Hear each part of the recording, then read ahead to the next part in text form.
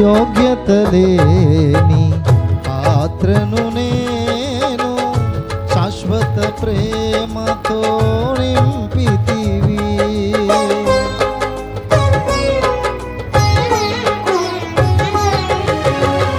యోగ్యత లేని పాత్రను నేను శాశ్వత ప్రేమతో నింపితివి. ఒదిగి